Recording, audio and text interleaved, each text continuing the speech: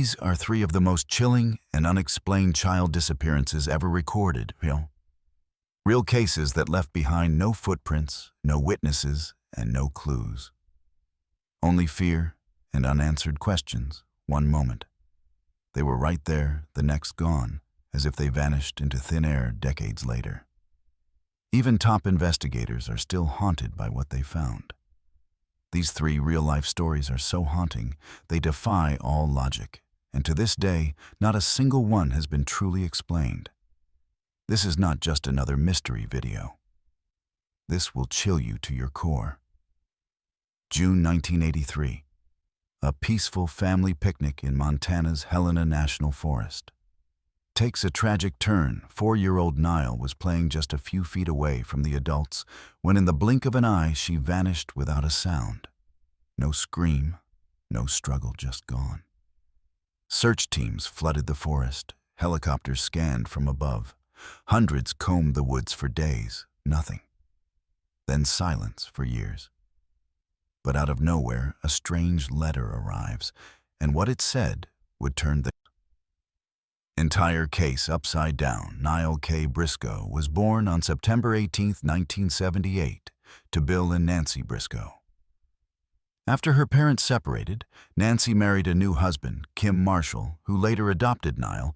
Her name then became Nile K. Marshall. She grew up with her parents, her older brother Nathan, and her younger sister Noreen.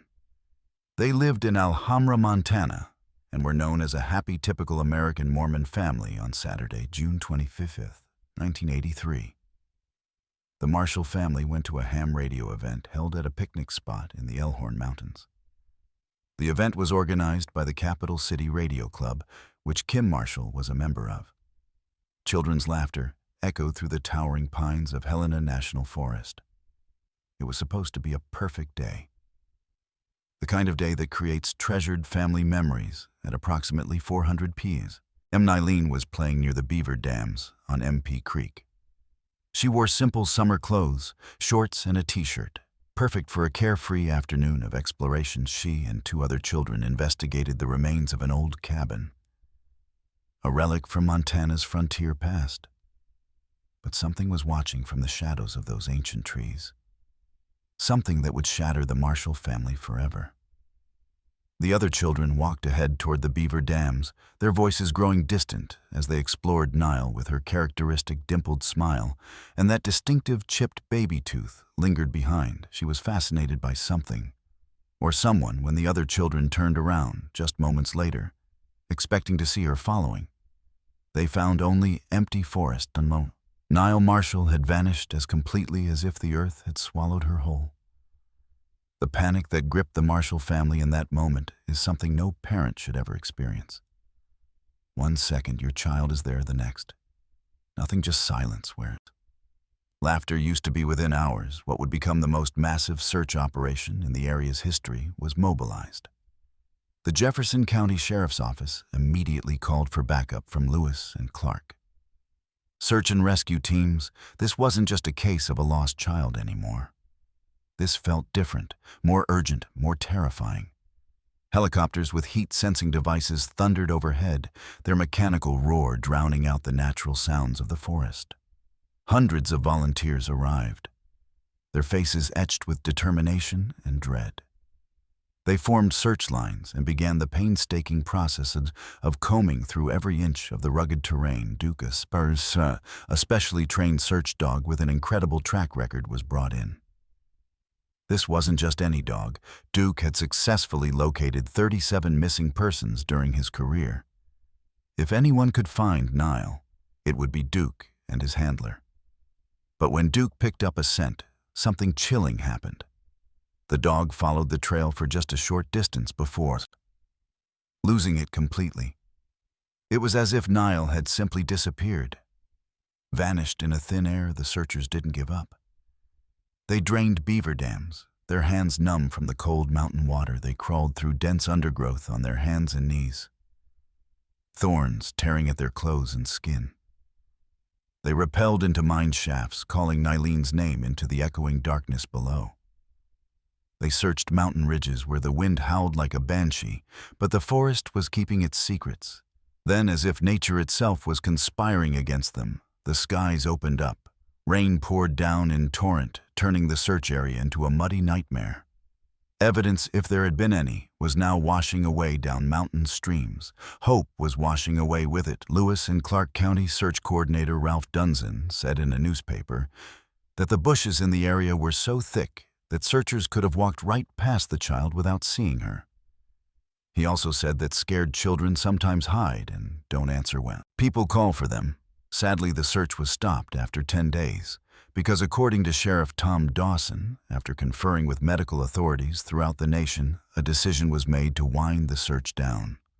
Heavy rains and low temperatures have made the youngsters' survival virtually impossible.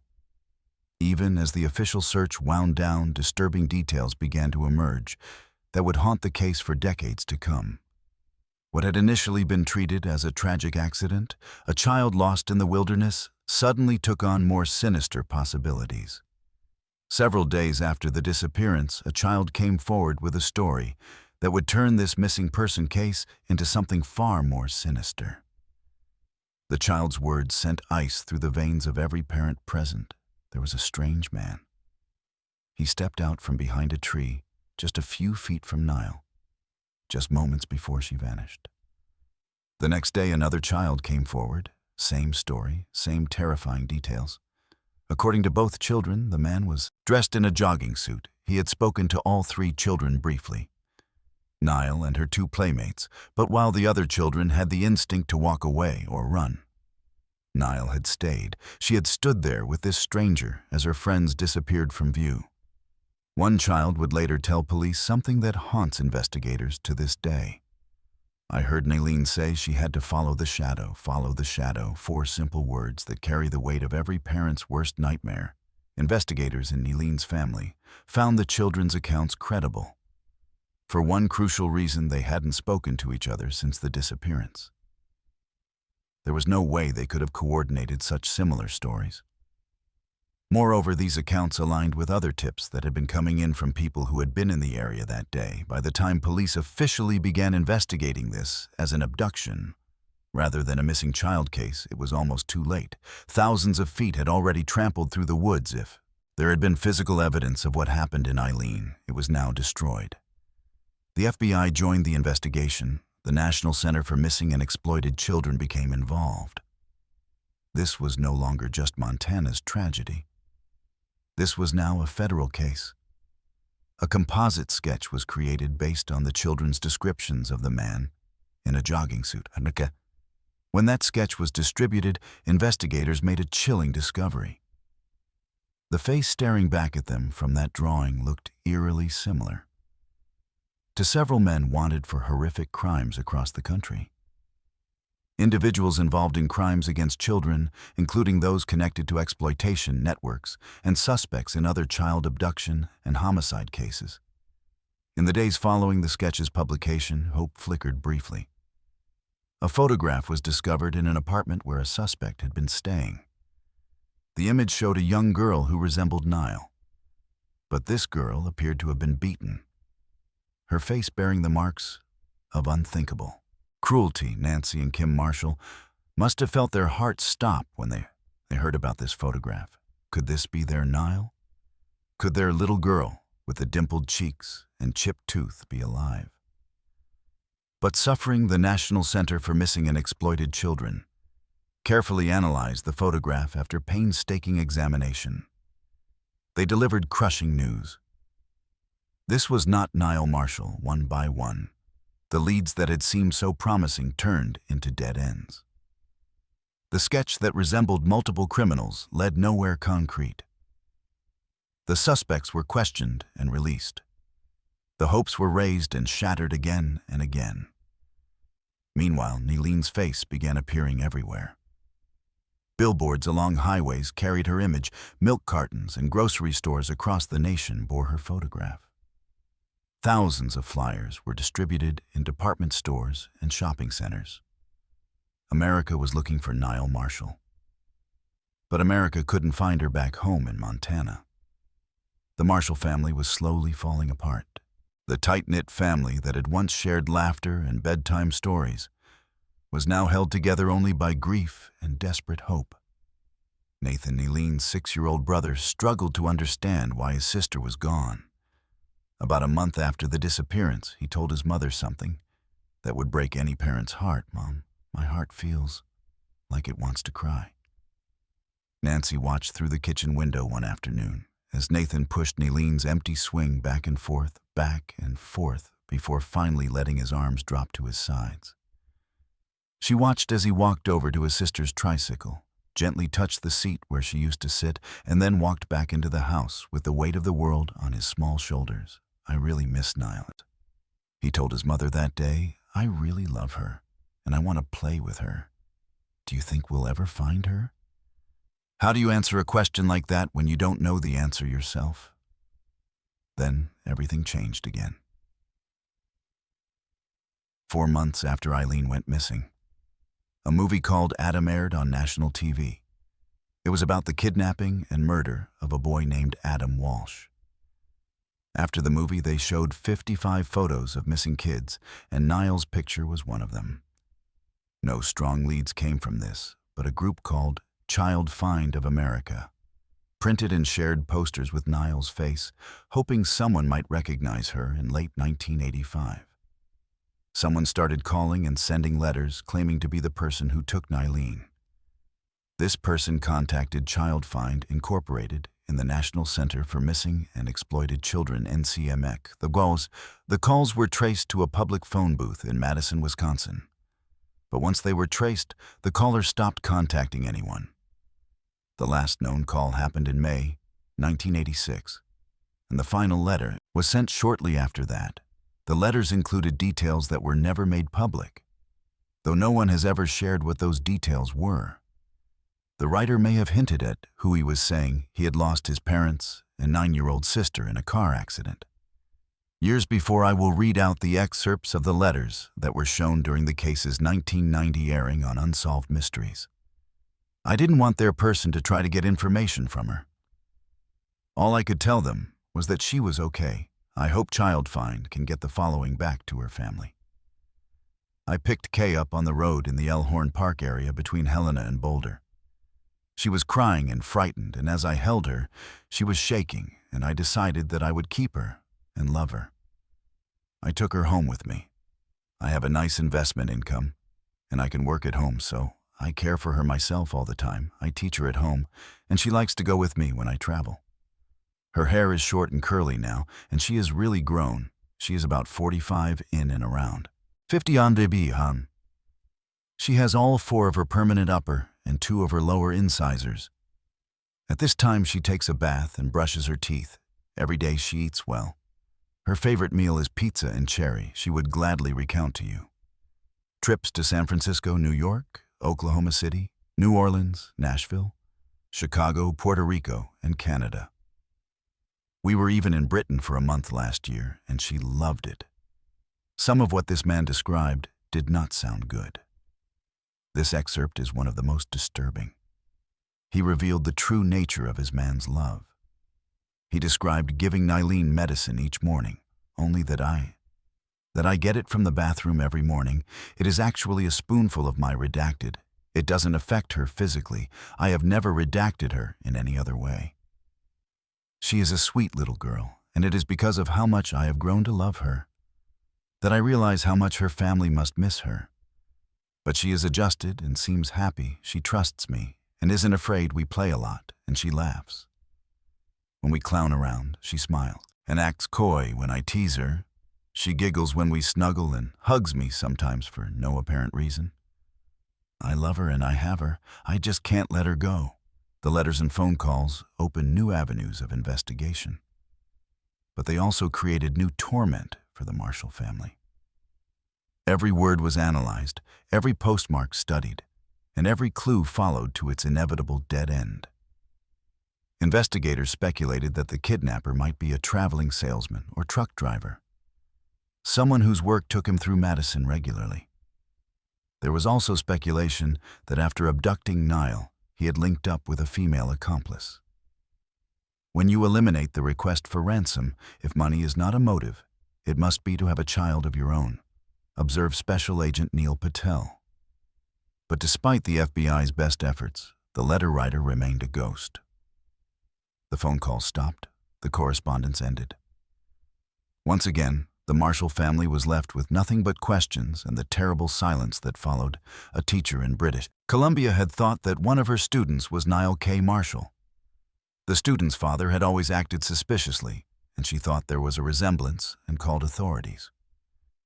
When investigators followed up on this lead, they made an astounding discovery. The classmate wasn't Eileen, but she was another missing child, Monica Bonia, who had been abducted by her biological father almost 8 years earlier. Monica was found alive and well in British Columbia and reunited with her mother, while Nancy and Kim were devastated that the girl wasn't their daughter. They found some comfort in knowing their tragedy had led to another family's reunion. "We were just tickled that at least some good came of it," Nancy said, her voice carrying both disappointment and genuine joy for the Bonia family. But Nalene was still out there somewhere in August 1991. Hope surged through the Marshall family once again. When Richard James Wilson walked into the Livingston police station and confessed to killing Niall Marshall. Wilson had a history of mental illness and had been on probation since a 1984 conviction for sexual assault against a minor in Lewis and Clark County. Wilson didn't just confess to killing Niall, he also claimed to have murdered a woman from Great Falls. He offered to lead investigators to both bodies, painting detailed pictures of burial sites and circumstances of death for Nancy and Kim Marshall. This confession was both their greatest hope and their worst fear, realized if Wilson was telling the truth. They would finally know what happened to their daughter. But they would also know that she was never coming home. Wilson led investigators to where he claimed he had buried the unidentified woman. From Great Falls, they searched meticulously, but found nothing. Then he took them to the Elorn Mountains, to the place where he said he had disposed of Nylene's body after killing her again. Nothing based on the information he has given us, it behooves us to follow through and determine the validity of what Mr. Wilson had to say. One investigator stated, "Try to maintain professional objectivity while dealing with what was obviously a false confession." Wilson soon recanted his confessions entirely, without physical evidence or corroborating details. There was insufficient evidence to charge him with any crime. He was released, leaving the Marshall family once again in limbo. 7 years later, in 1998, another glimmer of hope emerged from an unexpected source. A nurse at a New Orleans hospital contacted police after watching a rerun of Unsolved Mysteries. She told them about a strange incident from 2 years earlier when a woman named Helena and an unidentified man had tried to admit her for childbirth when hospital staff began asking routine questions about their identities and medical history. The couple acted strangely and quickly left the hospital after providing the FBI with information about Helena. She was tracked down in Oklahoma City. Helena agreed to have blood drawn for comparison with Nylene's father. She said she remembered very little about her childhood, but thought her mother might have been named Niall for a brief moment, it seemed. Possible that Nylene Marshall had grown up, gotten pregnant, and was about to be found.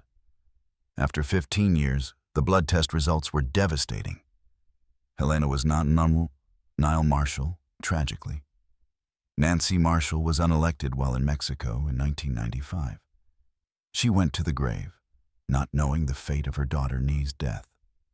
Added another layer of tragedy to an already heartbreaking story now.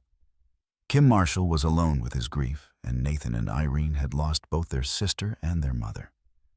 The family that had once been complete was now fractured beyond repair. If Niall Marshall were still alive today, she would be in her mid-40s.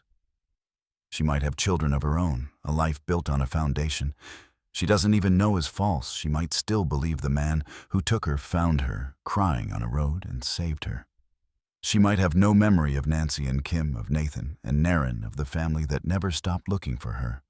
Or she might remember everything trapped in a nightmare that began with the words, "Follow thee." Shadow and never ended the case remains open. Somewhere out there, the truth about what happened in Eileen Marshall is waiting to be discovered. Until that day comes, her story serves as a reminder that evil can emerge from the shadows when we least expect it, and that the love of a family never dies, even when hope seems lost forever. Nathan Marshall. Now a grown man still remembers pushing his sister's empty swing that day so long ago. He still carries the weight of being the brother who couldn't protect her, the child who asked if they would ever find her. The question remains unanswered, but the love remains undiminished in the end. That might be the most important truth of all, that love endures even when everything else fades away, even when shadows swallow our most precious treasures and never give them back. It was February 22nd, 1985. A mother kissed her 8-year-old daughter goodbye at the school bus stop, telling her, "I love you." Words that would echo in her mind for decades to come. Because that little girl with her bright hazel eyes and Cabbage Patch earmuffs would never make it home in broad daylight on a quiet Pennsylvania road. Cherry May vanished without a trace, leaving behind only tire tracks and a mystery that has haunted America for nearly 40 years. What happened in those final 150 yards between the bus stop and her front door? How does a child simply disappear on a snowy February afternoon with witnesses nearby? The answer would shake a community to its core and launch one of the most intensive missing child investigations in Pennsylvania history. Born on August 14th, 1976, Cherry was the light of her young mother's life. Janice had given birth to Cherry when she was just 16 years old, the result of a traumatic assault when she was 15. But despite the difficult circumstances of her birth, Cherry became everything to her mother. We were always together. We grew up together. She was my life, Janice would later say, her voice breaking with emotion. The little family found stability when Janice married Leroy McKinney, a Vietnam veteran who embraced Cherry as his own daughter in late 1984. They moved to their home on Cornpool Road, where Cherry attended Winfield Elementary School. Teachers describe her as bright, popular, and happy. A chatty little girl who made friends easily and brought joy wherever she went. That Friday morning started like any other. Cherry was excited because her mother had promised to take her on a play date when she returned from school. As the yellow school bus pulled away carrying Cherry toward what should have been an ordinary day at school, neither mother nor her daughter could have imagined it would be their last conversation.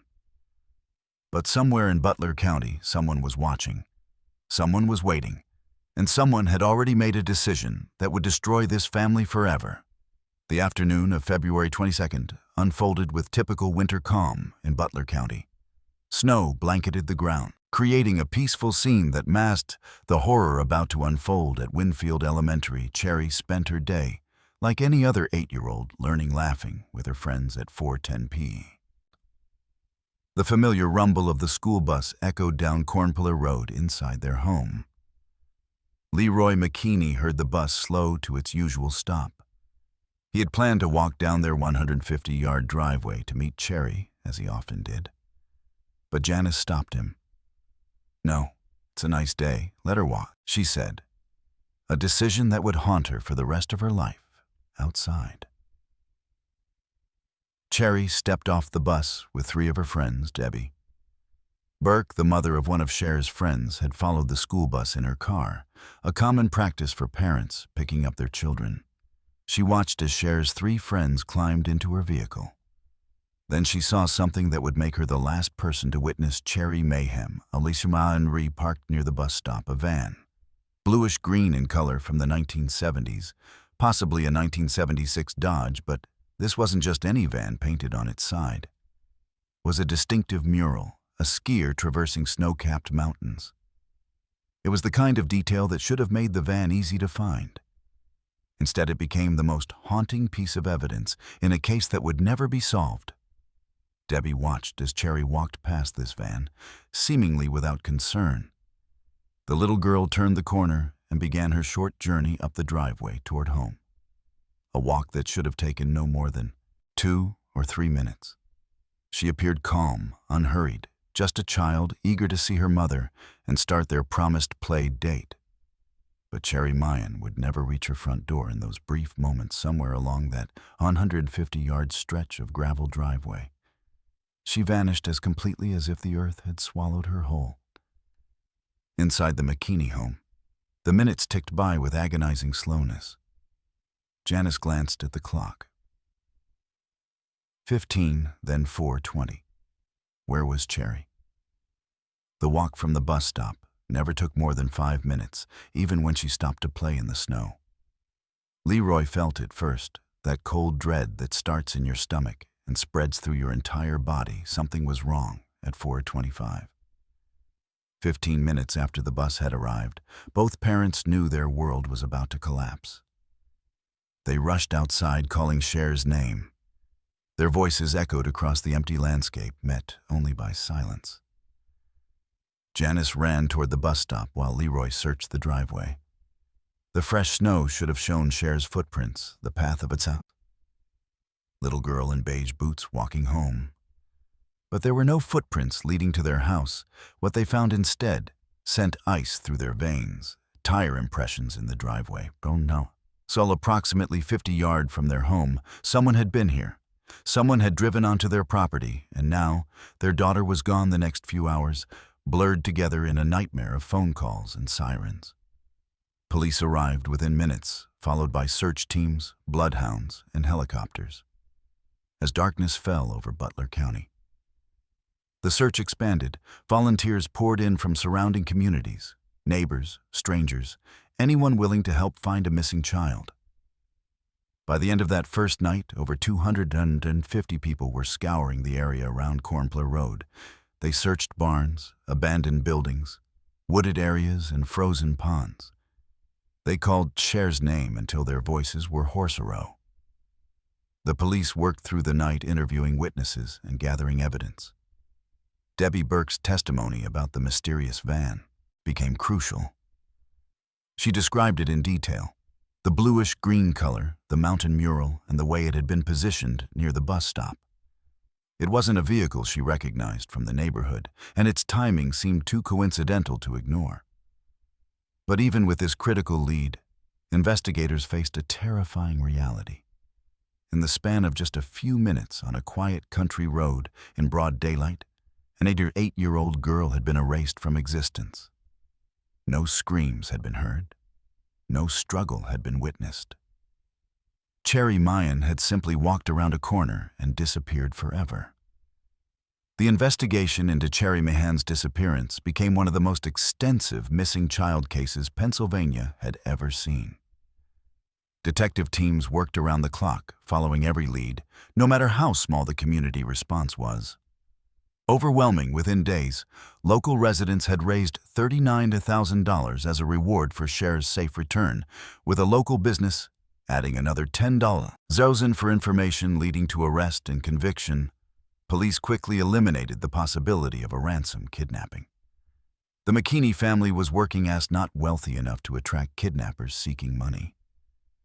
This realization led investigators to a more chilling conclusion: whoever took Cherry had done so. For other reasons, the thought of what those reasons might be haunted everyone involved in the case early in the investigation. Police theorized that Cherry likely knew her abductor. The fact that she had walked past the van without apparent fear suggested she might have recognized either the vehicle or the person inside. This theory was both comforting and terrifying. Comforting because it suggested Cherry hadn't been taken by a complete stranger. Terrifying because it meant someone in their circle of trust had betrayed that trust in the most horrific way possible. All family members were quickly eliminated as suspects. Leroy McKinn's alibi was solid. He had been inside the house when Cherry disappeared. Janice's whereabouts were also accounted for. Extended family members were interviewed and cleared. This left investigators facing the possibility that Cherry's abductor was someone from the community, perhaps someone who knew the family's routines, who knew when Cherry would be walking home alone. The mysterious van became the focus of intense investigation. Appeals for information about the bluish-green Dodge with a ski mural generated. Several responses. Witnesses came forward claiming they had seen a similar vehicle in New Kensington, traveling toward Mount Pleasant. Even more intriguing, other witnesses reported seeing a blue car following the van. Most significant was the report that the van had been repainted black within 1 or 2 weeks of Cher's disappearance. This detail suggested that whoever owned the van knew it had been seen and identified as connected to the crime. The quick repainting indicated planning and awareness. This wasn't a random act by someone who panicked. Afterward, despite these leads, the van was never located. Police checked every registration for similar vehicles in Pennsylvania and surrounding states, and they visited body shops and auto parts stores. They followed up on hundreds of tips from people who thought they had seen the van. But it was as if the vehicle had vanished, as completely as Cherry herself. As weeks turned into months, investigators faced a heartbreaking reality despite their best efforts. Despite the community support, despite the extensive searches and countless interviews, they were no closer to finding Cherry or identifying her abductor than they had been on that first terrible night. The case began to take on a different character. It was no longer a rescue mission. It was a hunt for answers, for justice, for some way to give Janice McKenna the closure she desperately needed. 3 months after Cher's disappearance, something unprecedented happened in the world of missing children cases.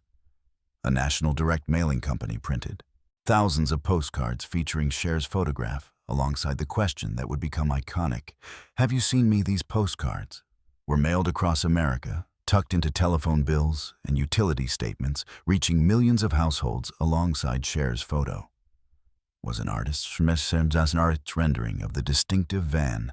The National Center for Missing and Exploited Children featured Cherry as the first missing child to be depicted on these nationwide postcards, setting a precedent that would help countless other families in the years to come. For Janice McKinney, seeing her daughter's face on postcards across the country was both hopeful and heartbreaking. Every postcard represented a chance that someone somewhere might have seen Cherry. But it also meant accepting that her little girl was truly gone, that she wasn't going to walk through the front door with an innocent explanation for her absence. The years that followed were a testament to a mother's love and determination. Janice never gave up. Searching, never stopped hoping, and never stopped believing that someday she would get answers. In 1998, 13 years after Cherry vanished, Janice made one of the most difficult decisions of her life. Although Pennsylvania law would have allowed her to have Cherry declared legally dead after 7 years, she had resisted declaring her daughter dead. Felt like giving up, like abandoning hope, but finally, she petitioned the court to have Cherry legally declared deceased. The legal proceedings were emotionally devastating. Speaking to the media afterward, Janice's words captured the unique hell of losing a child. Without knowing what happened when people die. You have a body, you kiss them upon the face. You put them in the ground and you say goodbye. That's something I never had. This is not over. We'll always look for Cherry if nothing else. She'll always be alive in our hearts before the legal declaration. Janice donated the $50,000 reward money to the National Center for Missing and Exploited Children. It was an act of tremendous generosity from a woman who had already given everything, using her tragedy to help other families facing similar nightmares in 2000. 15 years after Cher's disappearance, technology offered new hope. A computer-generated image showed how Cherry might look at age 23. These age progression photos were mailed to thousands of households across America, part of an ongoing effort to keep Cher's case in the public eye. The response was immediate, but ultimately heartbreaking. Tips poured in from across the country. People who thought they recognized the woman in the photo, who believed they had seen Cherry living under a different identity. Each tip was thoroughly investigated, each lead carefully followed, but none led to Cherry. January 2011 brought what investigators called potentially crucial information. Pennsylvania State Police received a tip they deemed more specific than anything they had received. The information came from someone known to Cherry, someone who claimed to have knowledge that could lead police to a known specific actor or actors.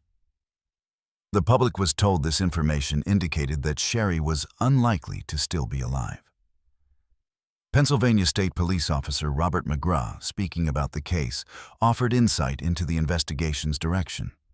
"I believe Cherry was abducted by someone she knows very well. and I believe this person had the ability to basically lure Cherry into their vehicle without her giving it a second thought prior to her disappearance. I can't imagine if that was my child. I can't imagine the pain her mother must wake up with every day. Despite the promising nature of this 2011 tip, it too failed to yield concrete results.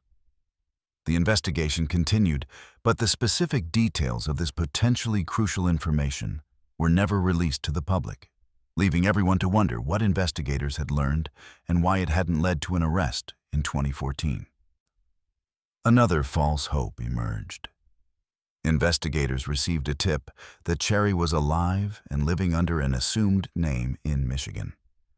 The woman in question had been adopted as a child and was unsure of her precise origins. For a brief moment, it seemed possible that Cherry had somehow survived and had grown up not knowing her true identity.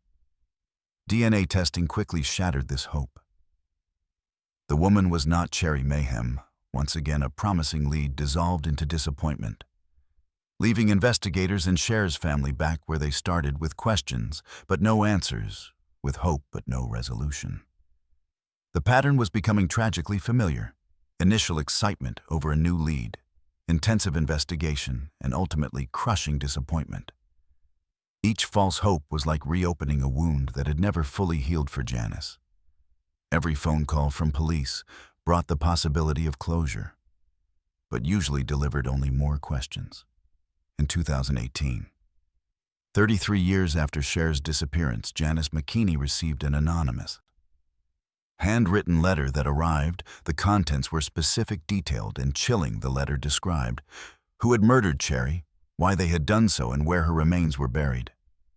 It wasn't vague or general. It contained specific information that only someone with direct knowledge could have known. The author concluded with words that were both comforting and haunting. I pray you find some peace after you find her body. For Janice, receiving this letter was both devastating and hopeful. After decades of wondering, of imagining countless scenarios, someone was finally claiming to have answers. But the letter also confirmed her worst fears: that Cherry had been murdered, that she hadn't survived to grow up and have a life of her own. Police investigated the letter thoroughly. But like so many leads before it, the information couldn't be verified or acted upon in a way that brought charges against anyone. The letter remained anonymous, its claims unproven, leaving Janice in the same agonizing position she had occupied for over 3 decades. As 2023 as May 20 arrived, bringing with it the 35th anniversary of Cher's disappearance, Janice made a revelation that shed new light on the case. She disclosed her conviction that while she didn't believe Cher's biological father was involved in the abduction, she believed individuals known to him were responsible. This theory is connected to the darkest chapter of Janice's own past. She revealed that prior to Cherry's disappearance, no one had believed her claims, that Cherry had been conceived through rape. The shame and disbelief she faced as a teenage mother had isolated her, making it difficult to seek help or support. Now, decades later, she wondered if this connection to her past held the key to understanding what happened to her daughter. Janice also revealed a detail that haunted her daily. February 22, 1985. Was the first day she hadn't stood at the bottom of the driveway to meet Cherry when the school bus arrived. On any other day, she said, I would have been there. The implication was clear. If she had been to the bus stop as usual, Cherry might never have been taken. This revelation added another layer of torment to Janice's grief. Not only had she lost her daughter, but she blamed herself for breaking routine on that one crucial day. The what-ifs were endless and torturous.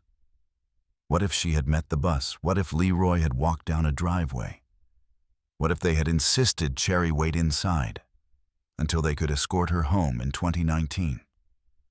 Janice spoke publicly about her ongoing anguish, emphasizing her belief that an anonymous tip from the public could finally provide the closure her family craved. I just wish someone would come forth and tell me what happened.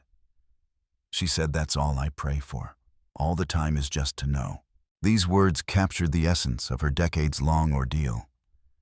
It wasn't just about justice anymore, though. That remained important. It was about knowledge, about finally understanding what happened in those few minutes. When her world changed forever today, nearly 4 decades later, Cherry Mahan's disappearance remains one of America's most haunting unsolved cases.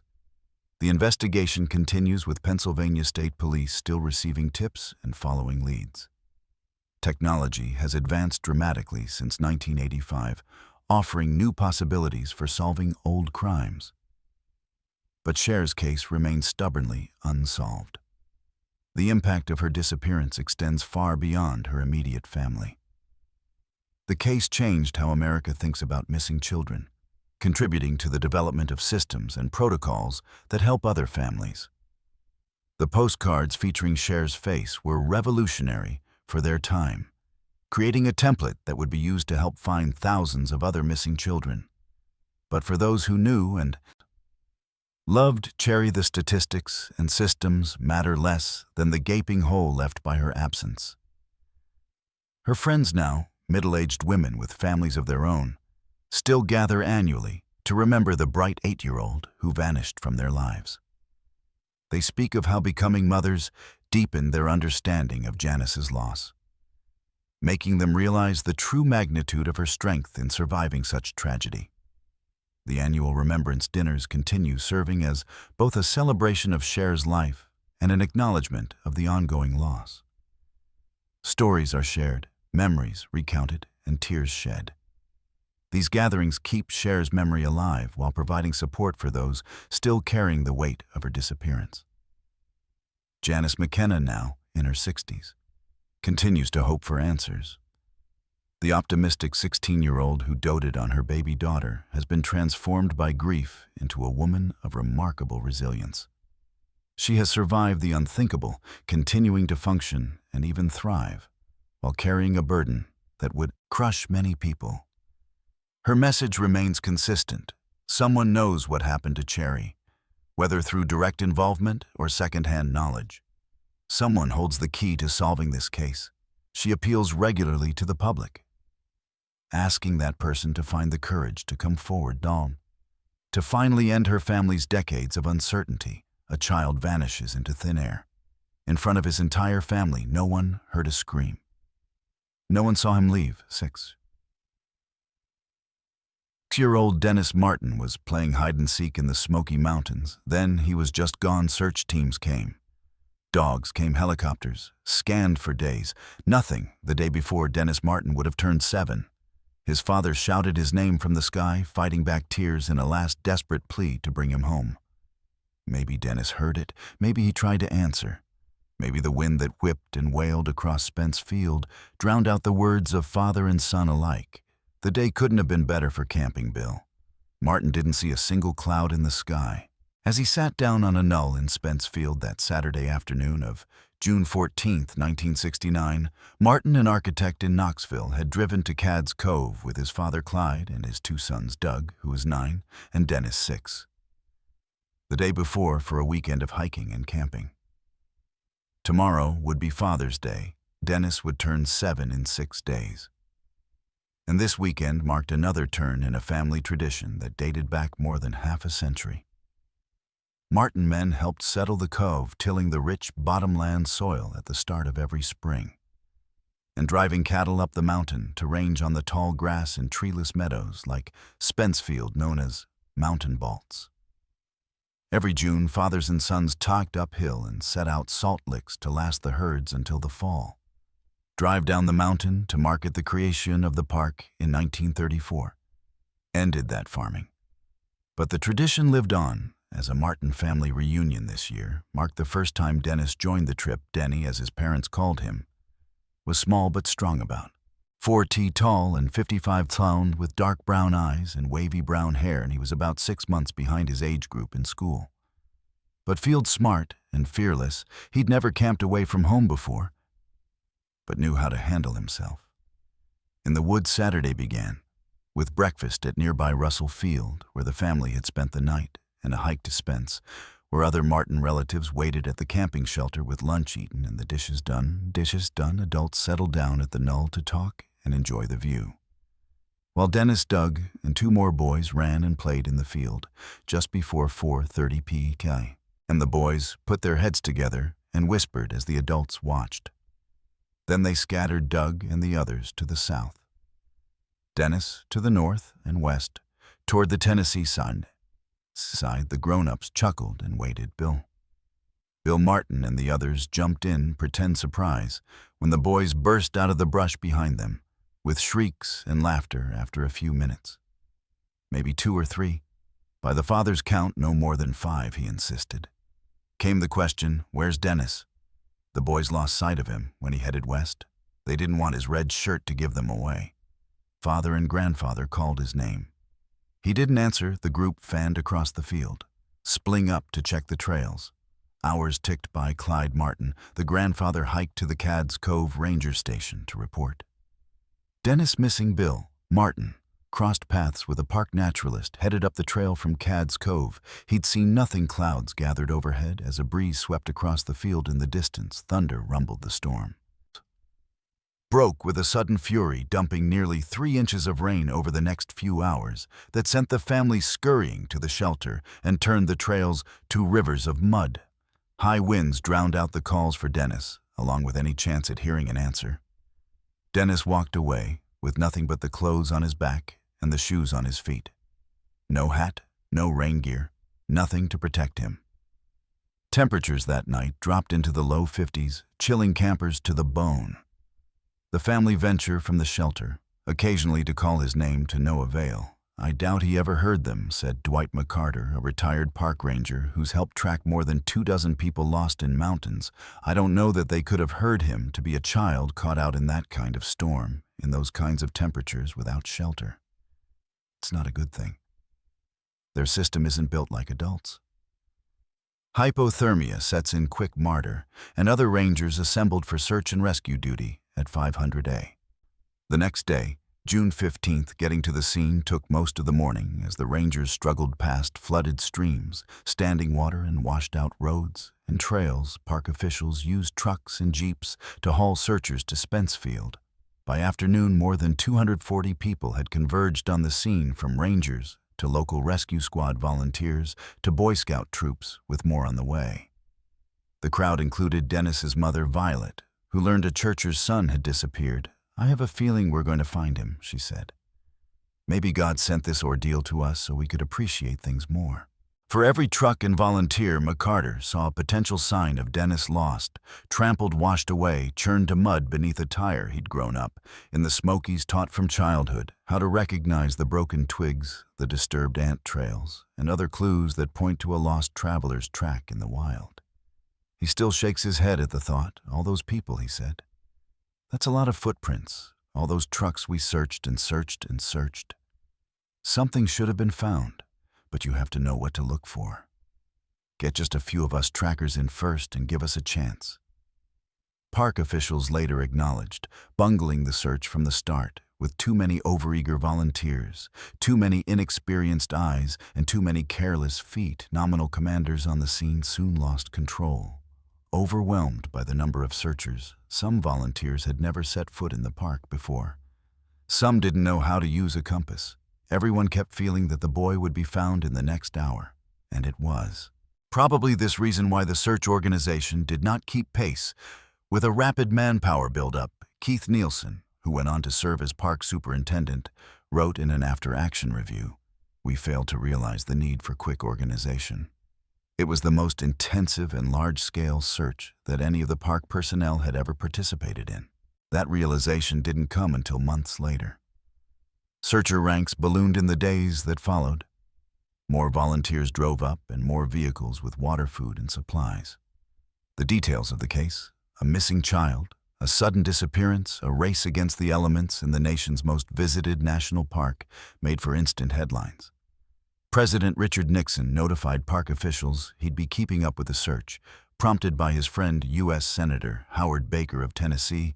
Airmen from McGee, Tyson National Guard Base arrived along with rescue squad members from across Tennessee, North Carolina, Kentucky, and Georgia Green Berets on a training exercise in the nearby Nahala National Forest. Showed up to help. By Monday, June 16th, the crowd topped a 300 people by the next day. More than 365 rain continued throughout the week, and rangers hauled in gravel to shore up roads, rendered impassable by flash flooding by the 7th day. Search ranks peaked at 400 people. One volunteer accidentally shot himself in the leg, another broke an arm when he fell off a bridge today. We would not have anywhere near that number, said Jordan, the deputy superintendent. Over 100 people is considered a good-size search. In this day and age, we can manage those folks, but in those days, we just didn't know how to go about looking for somebody who's lost. It's the wilderness version of the needle in the haystack. Helicopters flew in but spent much of the time grounded by rain and fog. Once airborne spotters found the leafy tree canopy impenetrable. Search dogs sniffed the woods in vain. We never did get enough to run a track, said former State Representative H. Bid Jr., who offered his bloodhounds for the search. We just didn't have anything to go on. And there'd already been so many in and out of there. The searchers weren't squeamish men, and women hacked their way into the park's deepest thickets. Some, so dense searchers had a belly crawl to get through a crew of green. Barretts ran out of rations and barbecued a rattlesnake. It will take a miracle to find the boy, or even a trace of him, an airman told one reporter. But I believe in miracles, and so do the rest of us out here. We're not about to give up. We just got to pull this miracle off. One of the only clues discovered came on Tuesday, June 17th, the 4th day of the search. A pair of hikers stumbled across a faint set of small tracks along a water break in the Eagle Creek area about a mile below Spencefield. They followed the prints about 300 yards before losing the trail at the edge of stream. One appeared to be a bare footprint, the other a shoe print. Each about child-sized rangers made a cast of the prints. The Martins said the prints looked too big for Dennis. Park officials dismissed the tracks as left by Boy Scouts from a search party. Green Berets reported they'd already made a sweep. When we get through with an area and say, he's not there, said Lieutenant Colonel Howard Kenny, the commander martyr. The retired ranger thinks his bosses gave up too early. Standing at the mouth of the water break today, he looks back in sighs and regret. They didn't find tracks from a bunch of kids. He said they found tracks from one kid. He was by himself. And none of those scouts who'd been through were barefoot. That would be reasonable. That he might have hit this trail if it was dark. This looks like a trail. If you didn't have a flashlight and you didn't know the terrain and you're 6 years old. He pauses. You'd be awfully young to have to make those kinds of decisions on your own. As the search dragged on, tips poured in from psychics, astrologers, and self-styled sleuths. Gene Dixon, who claimed to have predicted President John Kennedy's assassination, reported a vision of Dennis still breathing. Searchers would find him, she foretold, behind a waterfall on the North Carolina side of Spencefield. Yet they found nothing on this day. Bill Martin took to the air in a Tennessee Highway Patrol helicopter to call for his son from a bullhorn. Searchers questioned whether the sound could even be heard over the wind and the roar of the chopper blades. Dennis would have turned 7 that Friday, June 20th. Rangers watched for buzzards and drew up plans for how to recover the boy's body. Sunday, June 22nd. Marked the 8th day. Searchers had covered 56 square miles of ground, all with no results. The odds Dennis could have survived this long with no food in his pocket, no coat on his back, and no ripe berries on the vines dwindled hourly. On June 25th, the Martin family headed home. On June 29th, park officials suspended all major search operations. A handful of rangers continued efforts until September 11th, when the park declared the search closed. The search cost 13,420 man-hours and roughly $70,000, equivalent to about $500,000 in today's dollars. We've done everything we know to do, said Lee. Netton, the chief ranger, the Martins offered a $5,000 reward for anyone with information leading to Dennis. Bill Martin told reporters he suspected his son might have been kidnapped. I've got nothing to go on. No evidence, the father said, but it's a possibility and the only one we have that the boy is still alive. The case took a new twist when Harold Key, a state highway engineer from Middle Tennessee, approached park officials more than a month after Dennis disappeared. Key said he visited Cad's Cove with his family that weekend from Carthage and wandered into the woods hoping to see a bear. He couldn't retrace his steps, but felt sure he'd been somewhere near Spence Field that Saturday, sometime between 600 to 700 p. When we got about half a mile, or maybe 3/4 of a mile from the car, we heard a scream. Key told News Center reporter Carson Brewer, a trouble scream, an enormous sickening scream. We couldn't tell which direction it came from, but it sounded like it came from higher on the mountain to me. Minutes later, something moved in the brush. I looked across the creek and saw a man in the bushes. He recalled him. I couldn't tell much about him. Because he was going down the creek toward the cars, he was definitely trying to keep from being seen. I thought maybe he was a moonshiner. Key said he crossed the creek and found what looked like a crudely drawn map on a scrap of paper about where the man would have been. When he came back, he noticed the only other car parked at the roadside, an older model white Chevrolet. He didn't learn about Dennis Martin until the next day. At first he kept quiet, but I got to thinking that maybe the scream had something to do with that boy's disappearance. Rangers ultimately concluded Key must have been at Sea Branch, a small stream that crosses the south leg of Cad's Cove Loop Road, west of Rowan's Creek, that would have put him at least 5 mi from Spencefield, closer to 7, or as much as 9 mi away by trails. To cover that distance in the space of 2 hours or less would have taken Olympic effort, especially for someone avoiding the trails. That's without accounting for how a kidnapper or killer could have crept up on Dennis in the open meadow on a sunny day. Key stuck to his story through the decades, all the way to his death at age 94. But park officials then and now say there's nothing that connects the dots between whatever he saw in Dennis as a scenario. I think that is the most far-fetched, said Jordan, the deputy superintendent. Rangers and agents of the FBI's Knoxville office ran down dozens of tips, including one from a woman who claimed she'd seen a boy who looked like Dennis in the back seat of a passing car in Knoxville. Yet nothing held up on July 3rd, and a small crew of the remaining searchers reported a stench on the wind as they headed up the West Prawn Trail below Spencefield. It was just a smell that wasn't an animal, I didn't think he recalled. I'd smelled dead bear and deer. They smelled different. A dead crow, park officials radioed back. That area was checked already. Move on martyr questions that call to this day. It wasn't a crow, he said. I've smelled a dead crow. This was worse. The spot would have been downwind from the water break at Eagle Creek, where hikers found the child-sized tracks. 4 days into the search. How certain can he be? Today, of what he smelled on a scale of 1 to 10, about a 5. I don't know what it was, he said. But it was worth checking. It should have been checked in July 1985. A man approached Martyr with a story of finding a child-sized skeleton in ground, disturbed by an uprooted tree in Big Hollow near Tamont years earlier. The man said he hadn't reported it because he'd been hunting ginseng illegally. A crew of 30 men searched the hollow to no avail. In the 1990s, a man contacted park officials for details about the case. He thought he might be Dennis Martin, but he wasn't. Bill Martin died in 2014, never knowing what became of his son. The family hasn't discussed the case publicly since the search ended and didn't want to talk for this story. Armchair detectives still debate the case. Whether Dennis was kidnapped, mauled by a bear, stumbled off a cliff in the dark, or died of hunger, thirst, or exposure.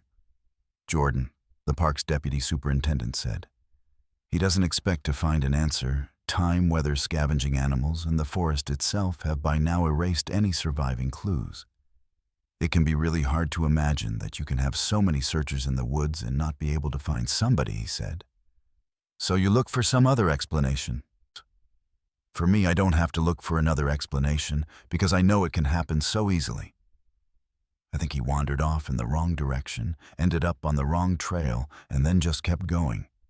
Rescuers across the globe still use Dennis Martin's disappearance as a training exercise. The National Park Service overhauled its search and rescue procedures in the wake of the case. and the lessons learned have saved lives for the past 50 years. By Jordan's estimate, searchers in the Smokies have failed to find only 4 other missing people since you have now. People searching in the Australian outback, who know the name Dennis. Yes, Martin, Jordan said. I would say that was one of those signature moments. The science of search management that has evolved since 1969 is really a lasting legacy that will go beyond all of our lives and help other people all around the world. Spencefield today barely looks like the meadow of a half-century ago. Trees cover what was once open-ground forest. Stuff, dead leaves, fungi, dirt, and other debris coats the earth deep and pillowy soft. Even Martyr barely recognizes some of the spots for every year. Nature layers up about an inch, he said on a recent visit, and it's been a lot of years.